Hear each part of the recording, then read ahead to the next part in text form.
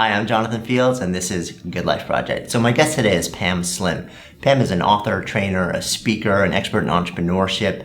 She wrote a phenomenal book a couple years back called Escape from Cubicle Nation, and she's got a new book called Body of Work, which really sort of takes the conversation to a different level. So we're going to be jamming around her journey today and also some really cool ideas from this new book. Awesome to be hanging out with you.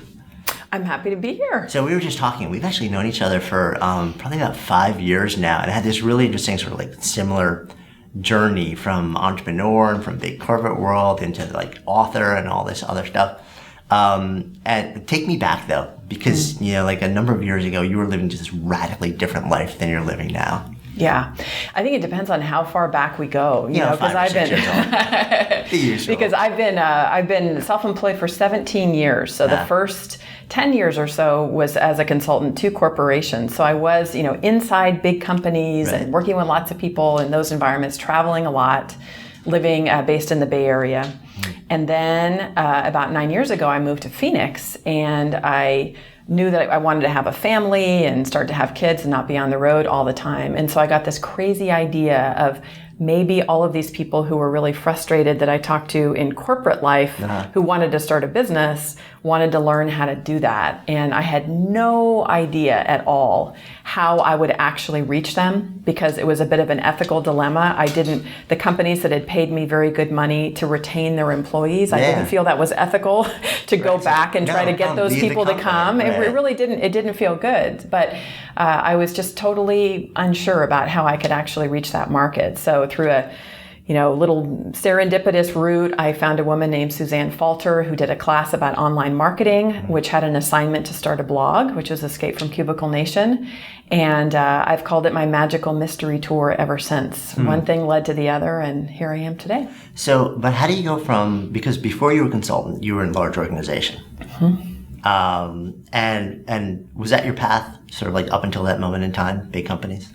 I've had, without realizing it, I've gone through just about every kind of work mode possible. So my early years, my major was international service and development with a focus in non-formal education in Latin America. So I lived in Mexico and Colombia and Brazil, worked in development projects. That's what I had in my mind as a young, optimistic person, that I was going to be working in development. And when I was there in country, I found that my role was much better played, I thought, in my own country, supporting those from that country that were doing the work themselves. So I went through nonprofit work. I worked at a foundation. I worked at the Exploratorium, an art and science museum in San Francisco. Which is a great place. I worked at a software training company run by a commune of hippies in San Francisco in the Haight-Ashbury. And then I got into corporate training and development, which, believe it or not, was a really exciting finding. I loved it. I worked at Barclays Global Investors, which is a big financial services company. But from what you're saying, though, it seems like the corporate thing is that's the aberration for you. Yeah, exactly. It was the last thing that I thought I would end up doing was being in a blue suit and nylons and heels and pearls working in a company. Contrary to what some may believe with a blog and book by the name of Escape from Cubicle Nation, I had a great time when I was in corporate. I totally enjoyed it. I love the resources. I love the people. It just became, at that time, it was during my 20s when I was really in that part of my career. And in addition to doing that, I ran a nonprofit organization, a martial arts organization for the Afro-Brazilian art of capoeira as a volunteer. So I would be in corporate by day. I would rush off on the train to the Mission District in San Francisco, change into my martial art clothes, and sometimes do 2 or 3 classes in a row. On the weekends, I would be recruiting often young people. We started a program with young people, so I'd be walking the streets, talking to gang members and former gang members, and doing presentations and grant development. So there was a period for capoeira, for our youth program. So there was a period of about 10 years. I didn't call it a side hustle at that point. Now that's what I call people who have a full-time job and do something on the side. But I was doing that. I had that kind of a pace. So when I turned 30, I got pneumonia. And I thought it was just a sign from above that I just needed to totally stop what I was doing. And that's when I quit my job. And then, I never thought that I would be an entrepreneur. I never considered that the time that I spent as a volunteer executive director was actually entrepreneurship. It never entered my mind, interestingly. I just had told myself that I didn't have the training. there's no way I could ever run my own business. But once I started to work independently as a consultant, I was like, I know how to do this stuff. Did you even think when you became a consultant, did you consider yourself an entrepreneur at that point? Because a lot of people like in a consulting role or sort of a professional, like doctors or lawyers, they don't actually consider themselves entrepreneurs. They don't wear that sort of like, that label. They consider themselves a professional, but not an entrepreneur. And there's a different mindset. It is a different mindset. I was very clear once I stepped in, and I remember when I was still working at Barclays Global Investors, I took a class through UC Berkeley about training and development. It was called The Business of Training and Development. And we had one assignment that was based on a Dr. Seuss book, If I Ran the Circus, which is about the most sophisticated business book I've ever read. Business lesson like you could ever want is in some Dr. Seuss book. I'm telling you. Phenomenal. It was amazing. Yeah. And the assignment that we had was to design a business. If there was any kind of business that we'd ever want to design, what would it be? If I ran the circus kind of idea. Yeah. So I put together a business plan and I said, I live in San Francisco and I drink lattes on the porch and I travel and do training and development things because I've always loved my profession, but I wanted to do it independently. And I called the company Ganas in my business plan, which means, it's a Spanish word, it means inner motivation, drive, enthusiasm, that inner fire that you have. And so I did the assignment and I put it in a drawer for a couple years. When I began to work independently as a consultant, I was at Hewlett-Packard, which was my first client, and I had to get a business license. And I remember the day I was standing in a sea of cubicles there, and all of a sudden I was like, oh my gosh, like I could call my company Ganas, and I'm actually doing it. And I only realized it when I had to go through the steps of actually setting it up. But it was kind of a magical moment when I saw things align because I hadn't looked at that assignment in so long. And I went home after that day working and pulled it out of my file. And it was just kind of this real like body chill moment. Yeah. But I've always, ever since that moment when I did begin to work for myself, I've always considered myself an entrepreneur. We like to get fancy. We like to debate. You're only an entrepreneur if you have, funding or employees.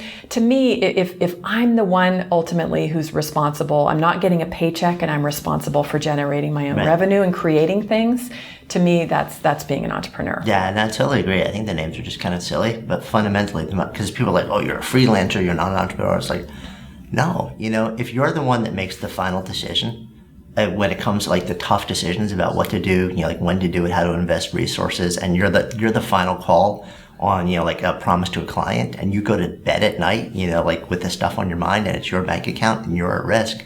Yeah. Like you're in the game, you're an entrepreneur. I'm curious though, I want to go deeper into capoeira with you, because I known you for a long time now, and physical movement and physical movement, especially built around like an ideology and a structure and and discipline and lessons. It's a big part of who you are. Take me back to your sort of like early days in capoeira and what it meant to you. Yeah. And how what's that given you that you sort of moved forward with?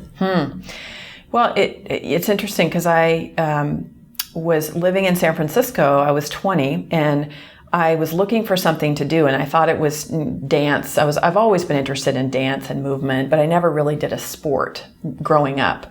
And so I saw a flyer, and I just was curious. I had no idea what it was at all.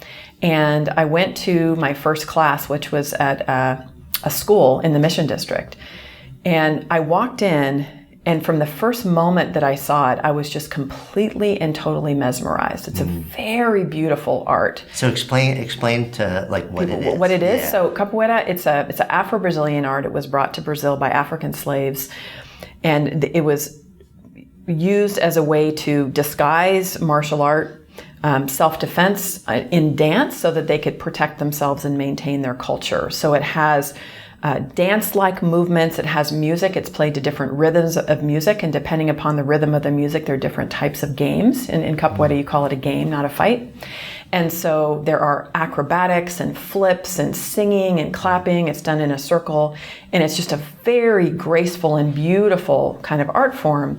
It's called a arte de lutar sorrindo, which means the art of fighting while smiling. And so there's a lot of, what I love is it's like chess. There's a lot of intelligence in terms of how it is that you're playing with somebody else, and it's not so much just a direct fight, which I like too. Now I do mixed martial arts. Right. Like I don't mind that kind too. No, I know you like hitting I like people. So it's evolved a little bit. Exactly. A little more violent as you grow. That's right. But so there was just something about it that I was immediately drawn to. Just entire full body experience. Just really intrigued by it. Yeah, I mean, I've seen people do it on the street, and I'm blown away. Especially when you see people who are really masters. Yeah. And their movements are so fast and so coordinated, and it's stunning to watch. Yeah, it's very intriguing that way. But there was something that was it's the spirit of it that I feel that I really connected with as well, and I just felt immediately at home. So from that day, I never missed a class in 10 years. Wow. I'm a bit of an extremist. And so, as my mother and best friend will tell you, but I just became totally intrigued by it. And I think a lot of where the roots of it connected with me so much is capoeira is primarily an art about pride. It's about survival despite terrible, terrible circumstances. It's about fighting oppression. It's about liberation. And it connected so much with the things that I believe. And through the physical expression in the art, you do learn so much about yourself, and you can really feel free when you're doing the movements, because it's so amazing to be. It's like, I love salsa dancing too for the same reason. Like when you're actually playing capoeira with somebody, there's such amazing communication that it's a really wonderful experience with other people. But at the same time, everything about the meaning of the art to me was so significant. And it only increased in significance when we started to work with young people. This is another one of these full circle moments, living in Latin America, being in Mexico and Colombia. I've always felt a passion for people from Latin America. I love the culture, I love the language, and I love the people. And so in our neighborhoods in San Francisco, there were a lot of Latino kids that were from Mexico and Central America. And many of them were in really, really difficult situations after their families had fled a lot from El Salvador and Nicaragua. And so they're living in really difficult situations. And for some of them, they literally couldn't leave like the 2-block radius of their house. Some of them were in gangs or they wanted to leave, but it was unsafe for them to go to other parts of the city. Some had never even seen the Golden Gate Bridge because you could die if you would cross gang lines. It was the norteños and sureños in there. And so when I saw what happened, when they began to train the art and feel their own power and begin to create things and feel that they actually did have a say, that they didn't need to rely on anybody else, but by feeling their own strength, that they were able to make choices and decisions to get them to a better place. It's where the whole idea of, the art of liberation is another term that people use for capoeira.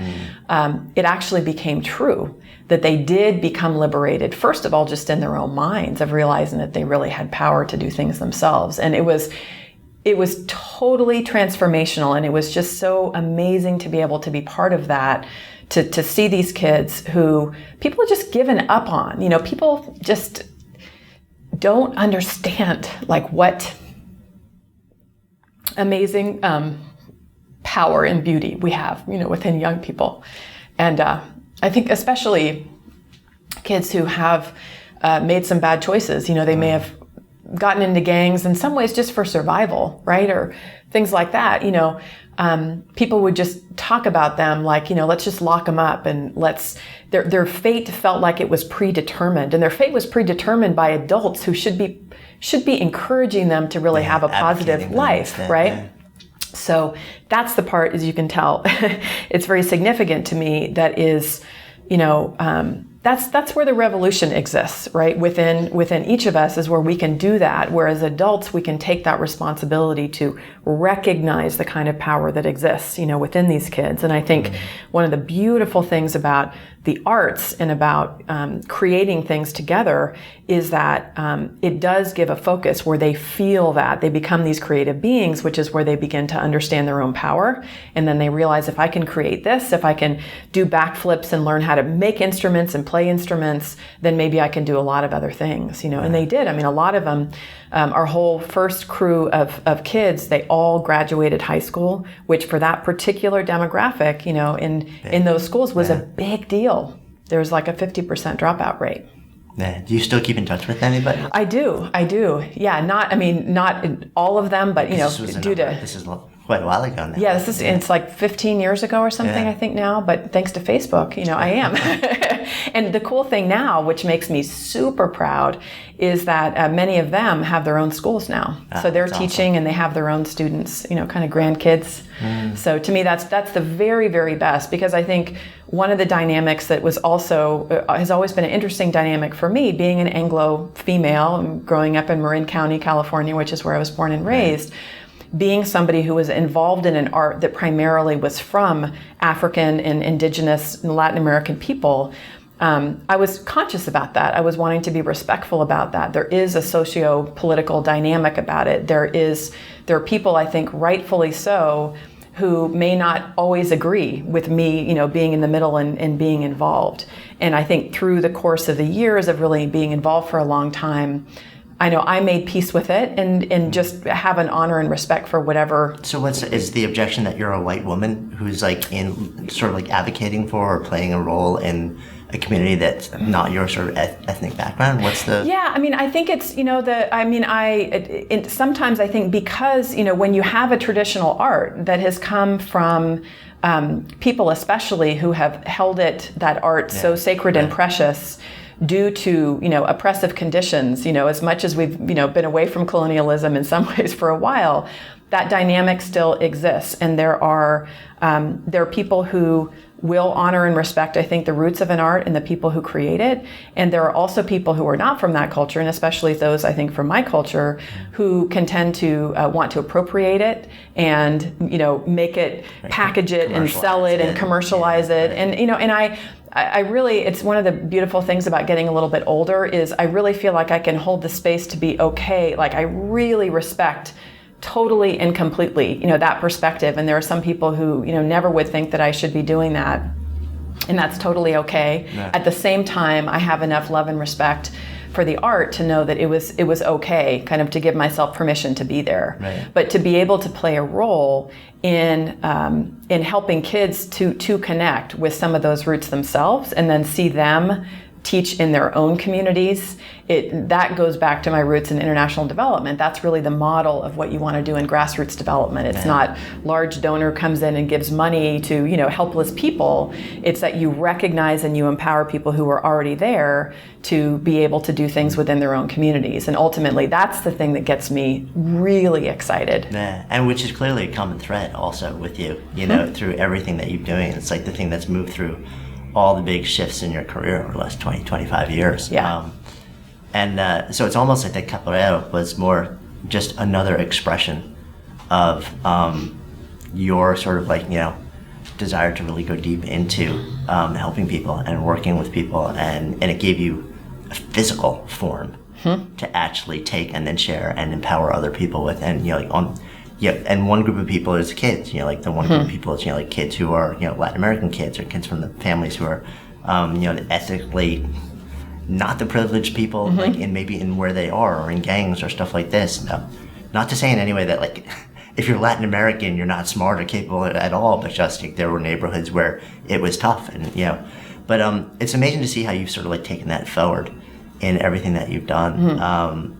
You know, so when I look at what you're doing now, you know, when I look at your, you know, you've moved through your own entrepreneurship, your entrepreneurship based on training other people how to embrace the power and become entrepreneurs. There's this really powerful thread, and really, it seems like you've strung together your own philosophy and your own ideology, pulling from all of these different sort of like experiences.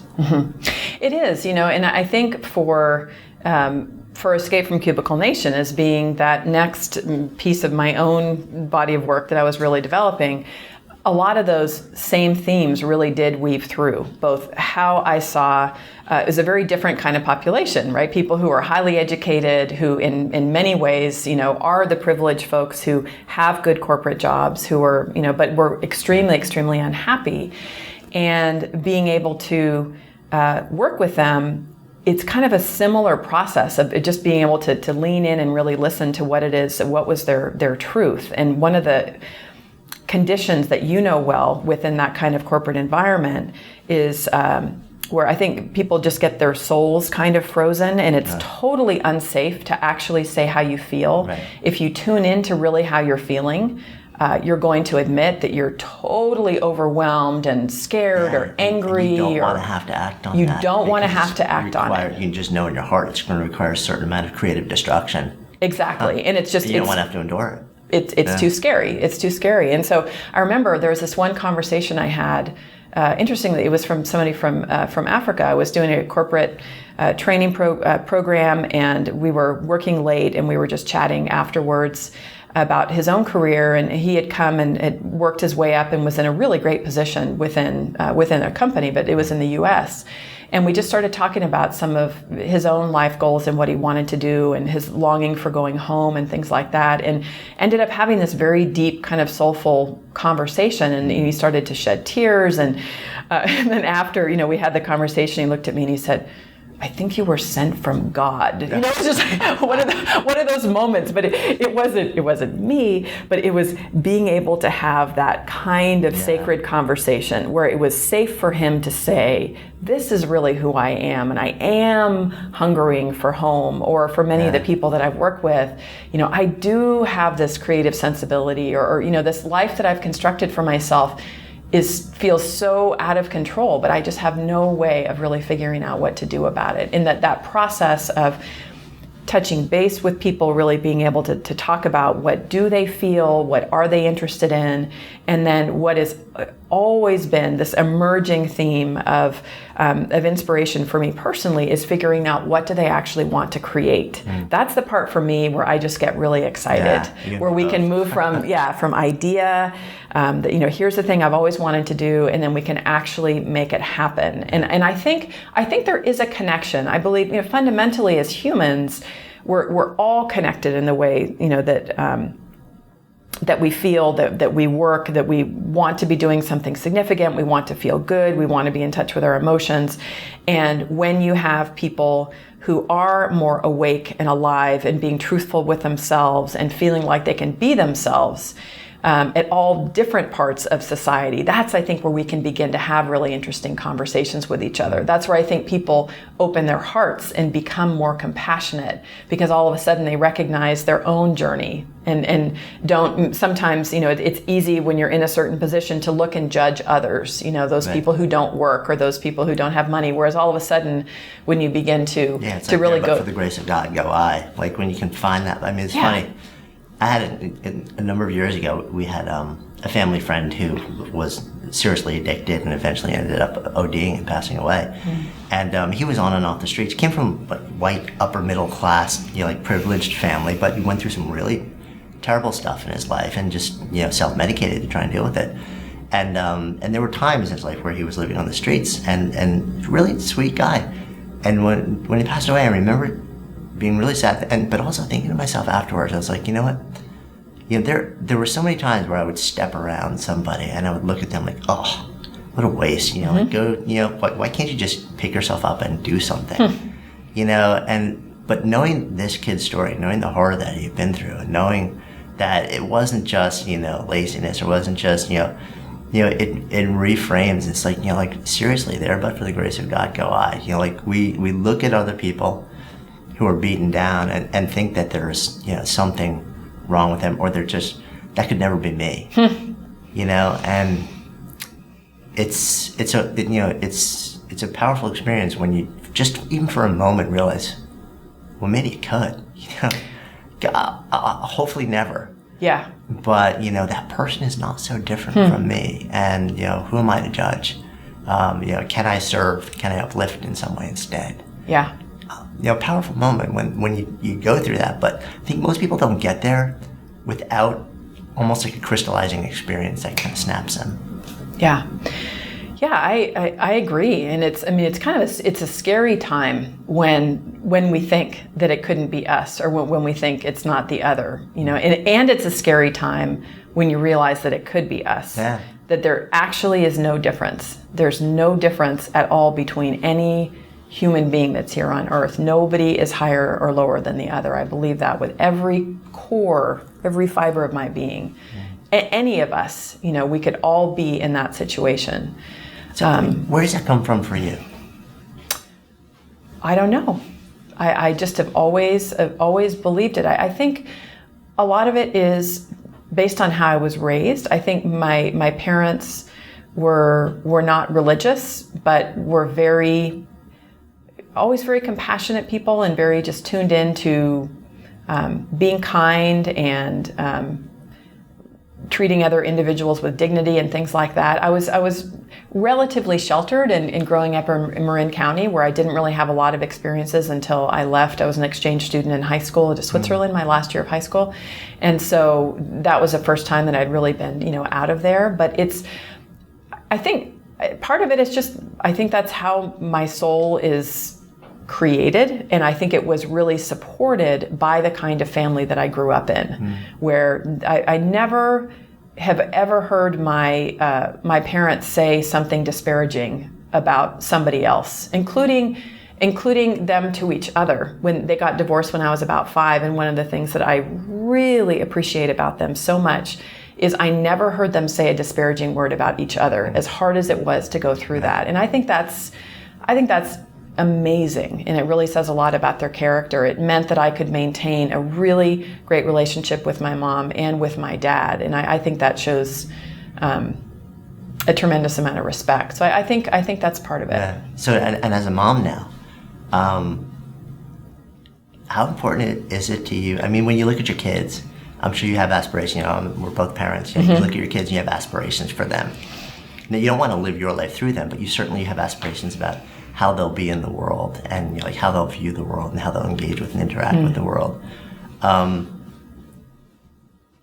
does sort of your lens affect your aspirations for them in the way that you kind of transmit what you hope they'll grow into?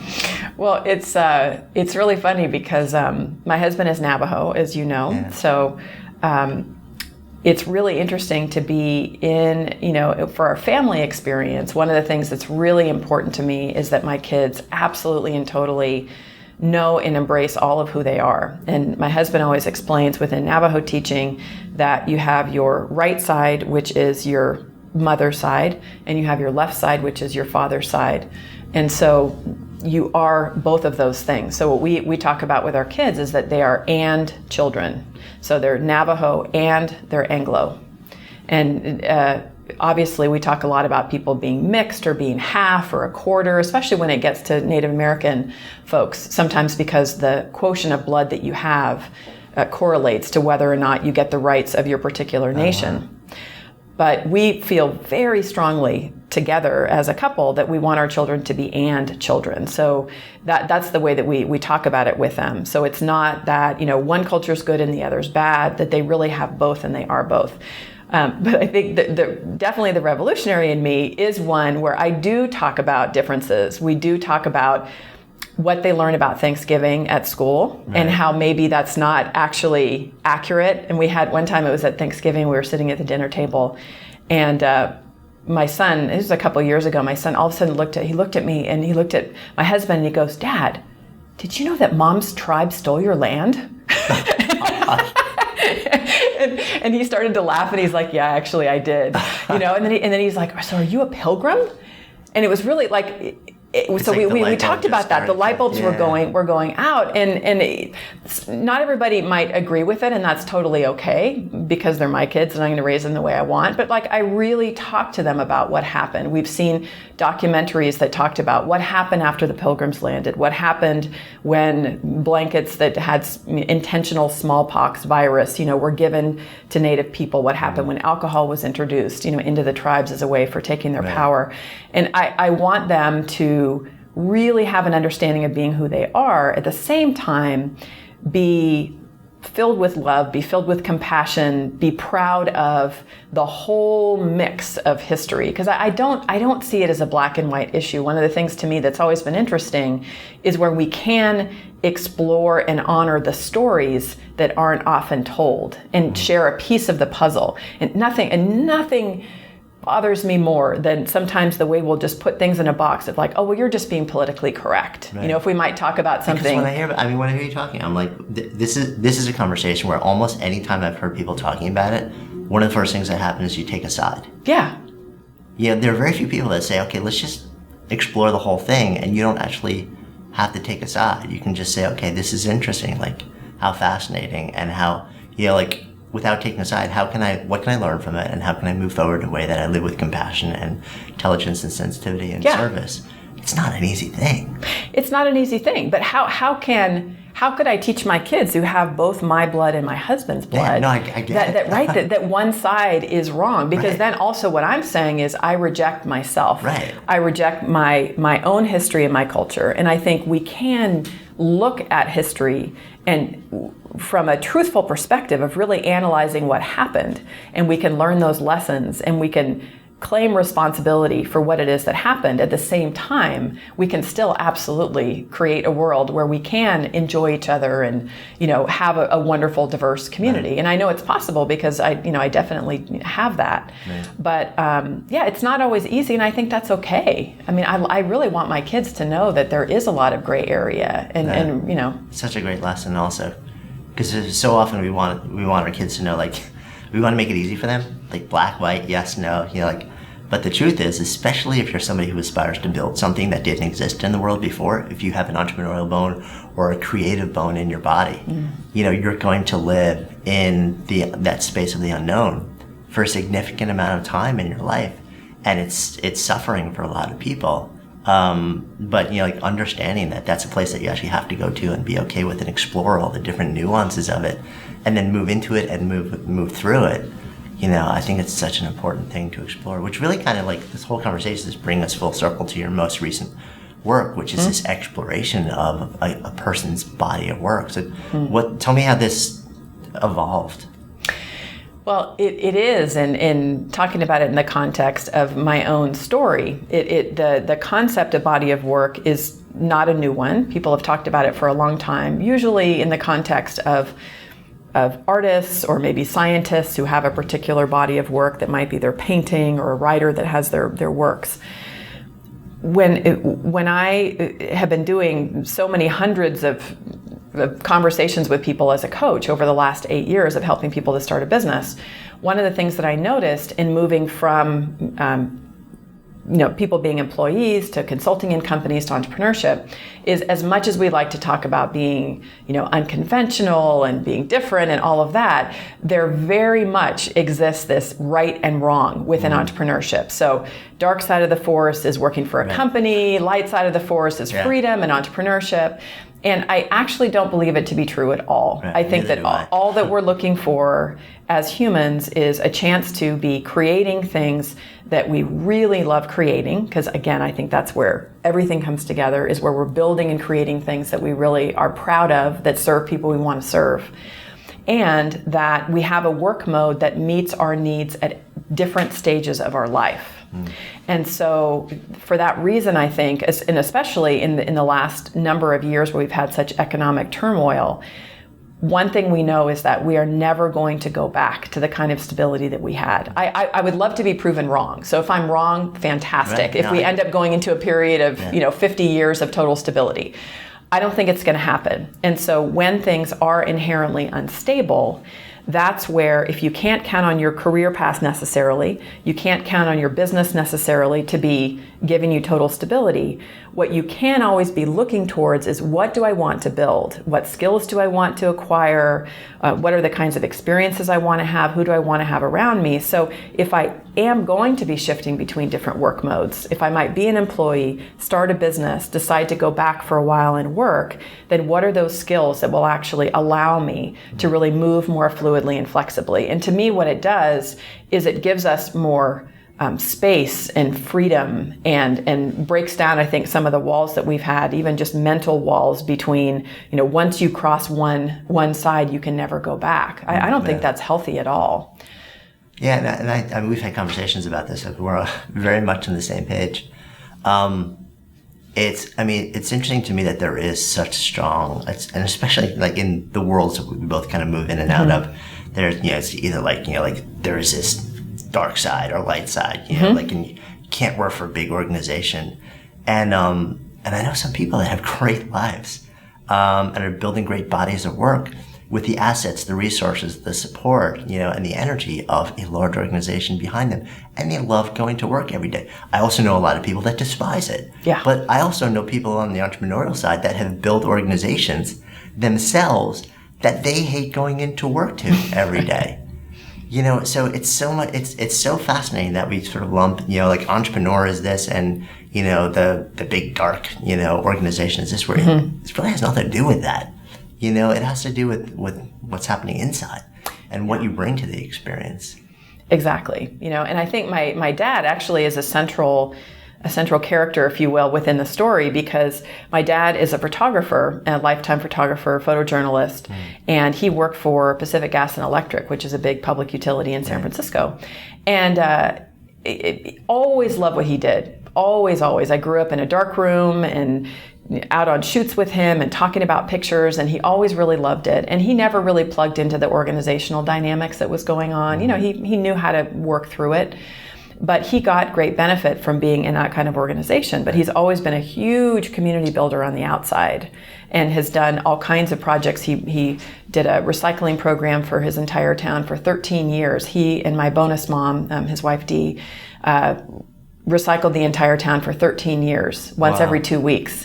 They bought an old 100-year-old school, and for the last 20 years they've been restoring it slowly by labor, by fundraising, by community talent shows and car shows to raise money for it, where they're building this whole beautiful school. And it's because, as my dad is saying, that school represents a place where people should be learning. It's like a center of the community, and people should be doing that. And it was really amazing through writing the book and actually interviewing my dad initially just about the school, because I thought it was an amazing metaphor as part of his body of work.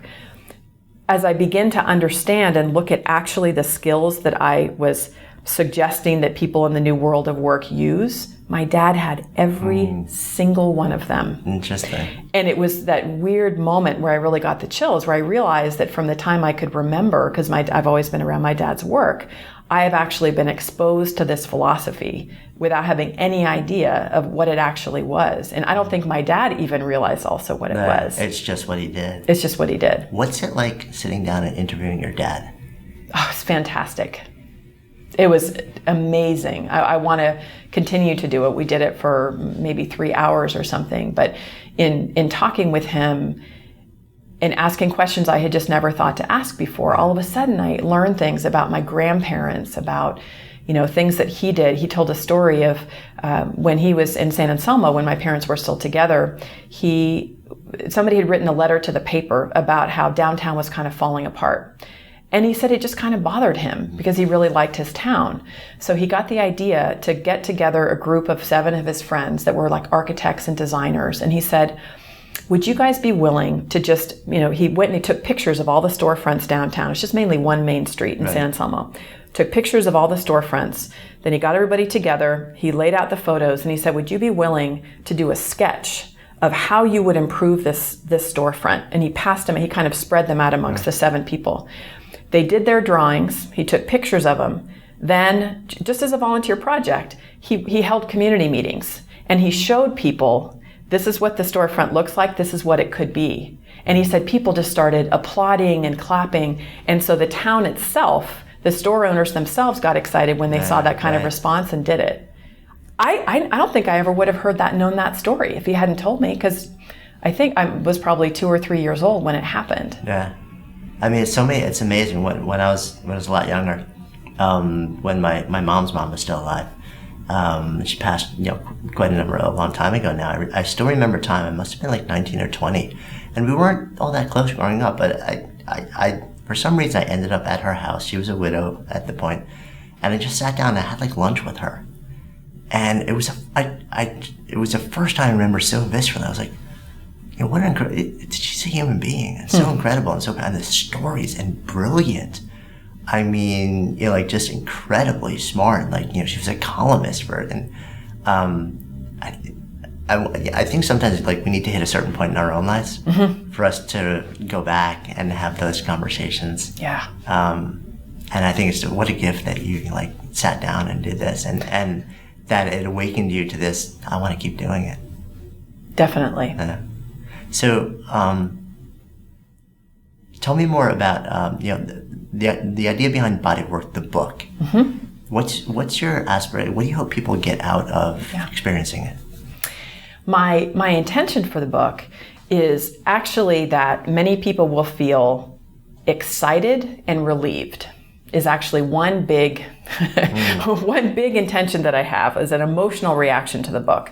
And the reason being is I think that so much of the way that we talk about the world of work today is in terms of how bad it is, or how it's a terrible place for recent college grads to get work, or how business is difficult, and having this division between entrepreneurship and corporate life.